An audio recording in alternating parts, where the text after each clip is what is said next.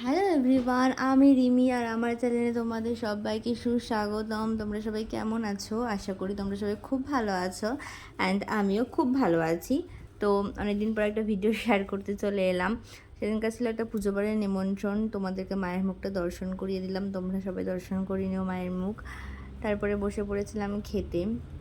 তারপরে প্রসাদ দিয়েছিল। প্রসাদ দেওয়ার পর দিয়েছিল রাধা পল্লবী আর চানা মশলা, যেটা খেতে তো দুর্দান্ত ছিল।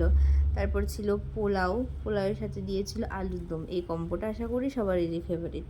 আর ঠাকুরের প্রসাদ যেরকমই হোক ভালোই লাগে।